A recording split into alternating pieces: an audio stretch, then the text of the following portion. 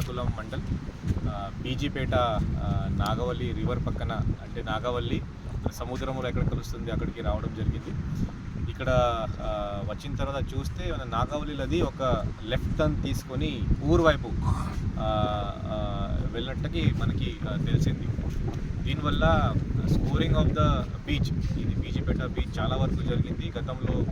ఇప్పుడు మనతో పాటు ఆనరబుల్ ఎమ్మెల్యే గారు మన గుండుశంకర్ గారు శ్రీకాకుళం కాన్స్టిట్యూన్సీ కూడా రావడం జరిగింది. సర్పంచ్ గారు, ఇక్కడ ఉన్న లోకల్ పెద్దలందరూ అదే చెప్పారు. చాలా పెద్ద బీచ్ ఉండేది ఇక్కడ బీజీపేట బీచ్. అంటే ఇక్కడ టూరిస్ట్ కానీ, తర్వాత ఫిషర్మెన్ కానీ, మత్స్యకారులు కానీ చాలా హ్యాపీగా ఇక్కడ ఉండేవాళ్ళు. బట్ కానీ గత కొన్ని సంవత్సరం నుంచి ఈ రివర్ వే మారడం వల్ల ఈ ప్రాబ్లమ్స్ అన్నీ రావడం జరుగుతుంది. ఇప్పుడు మనం చూడవచ్చు ఇక్కడ బీచ్ చాలా తగ్గిపోయింది. ఇన్ఫ్యాక్ట్ బీచ్ అది అనడానికి కూడా లేదు.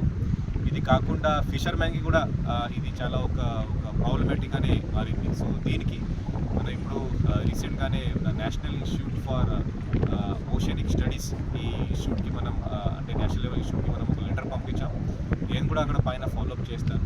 ఇది కాకుండా మన ఫిషర్మెన్ కోసం కూడా మనం ఈ బీచ్ మనం ఎలా డెవలప్ చేయవచ్చు, దీనికి కూడా ఒక పైన లెటర్ పంపించడం జరిగింది గవర్నమెంట్ ఆఫ్ ఇండియాకి. అక్కడ నుంచి కన్సల్టెంట్స్ వచ్చి ఎలా మనం ఈ బీచ్ ప్రొటెక్ట్ చేయవచ్చు, అలాగే ఫిషర్మెన్కి కూడా మనం ఎలా అనుకూలంగా ఈ బీచ్ తయారు చేయవచ్చు, దీని మీద త్వరలోనే ఒక టీం పైనుంచి వచ్చి దీని మీద మళ్ళీ ఎస్టిమేట్స్ ప్రిపేర్ చేసుకొని గవర్నమెంట్ ఆఫ్ ఇండియా ఫండ్ కానీ, లేకపోతే గవర్నమెంట్ ఆఫ్ ఆంధ్రప్రదేశ్లో ఏదైనా ప్రాజెక్ట్